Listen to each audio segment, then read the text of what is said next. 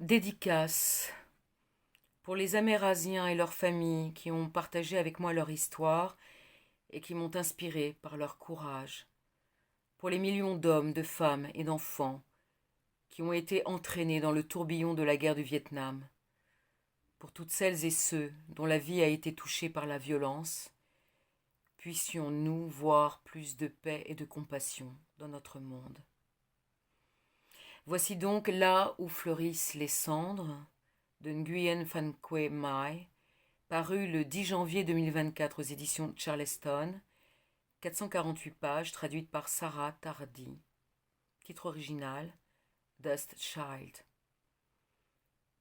La chronique a été rédigée le 17 juillet 2025 sur Évanance littéraire, la page Facebook et le site internet. Chaque guerre charrie ses millions de morts, de femmes séduites ou obligées de se vendre, parfois violées, d'enfants métis nés de ces rencontres voulues ou imposées. La guerre du Vietnam ne fait pas exception, laissant derrière elle des dizaines de milliers de ces enfants séparés de leurs pères américains ou de leurs mères vietnamiennes. Ils étaient appelés poussière de vie. Victimes de racisme et de rejet, ils ont cherché et cherchent encore aujourd'hui, plus de 70 ans après, à retrouver leurs parents, en vain. Quelquefois le miracle se produit, mais la rencontre est un échec. Être amérasien, quand le géniteur était afro-américain, est une double peine et condamne à une vie de souffrance, de rejet, dans un pays où la peau blanche est recherchée, portée au pinacle. Les destins que nous raconte Nguyen Phan Que Mai sont ceux de tous les rescapés de cette guerre aux États-Unis et au Vietnam qui lui ont confié les événements les plus intimes, tragiques, douloureux de leur existence, les condamnant à mener une quête sans fin de leurs origines, de la vérité sur les circonstances de leur naissance, dans l'espoir de peut-être bâtir enfin un avenir. Il lui a fallu 7 ans pour rédiger cette fresque historique d'une beauté sidérante, inspirée de ces témoignages bouleversants. Tous, américains comme vietnamiens, ne sont pas sortis indemnes de cette guerre inepte, en ont tous été les victimes, en portent tous les stigmates.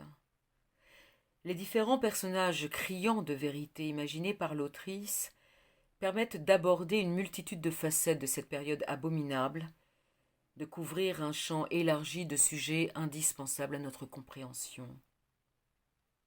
D'une part, des circonstances en 1969 à Saïgon, ville où débarquaient autant des régiments de GI désireux d'oublier l'horreur, traumatisés à vie, des gamins pour la plupart, que des milliers de jeunes filles et femmes obligées de travailler comme hôtesses dans des bars à soldats, et d'autre part, de la situation qui en découle en 2016 jusqu'à aujourd'hui. Alors que les syndromes post-trauma ou SPT sont reconnus et traités en Occident, ce n'est pas vraiment le cas encore en ce début du XXIe siècle au Vietnam, ni pour les vétérans vietnamiens des deux camps, ni pour les femmes rescapées de l'enfer, ni pour les enfants métis. Et comme toujours, le malheur des uns fait le bonheur de tous les margoulins, truands, escrocs, prêts à s'enrichir sur le désespoir de ces Amérindiens désespérés, souhaitant plus que tout émigrer aux États-Unis, pays où, espèrent-ils, ils ne seront plus harcelés et haïs, où ils ne seront plus des êtres de poussière, de cendres, mais des individus à part entière.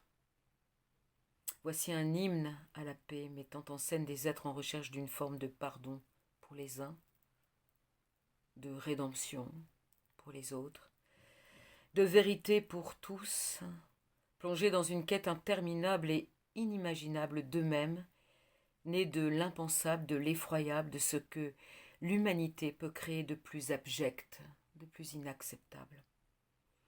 En cette période où certains va-t-en-guerre cherchent par tous les moyens à remettre notre monde à feu et à sang, prêts à sacrifier des millions de victimes sur l'autel de leur voracité, de leur soif de pouvoir, ce roman sonne l'alarme et ranime notre mémoire afin que, plus jamais nous ne traversions de tels cauchemars. Vœux pieux peut-être, ou souhaits réalisables. À nous d'en décider. Gratitude, Guen Phan Kwemai.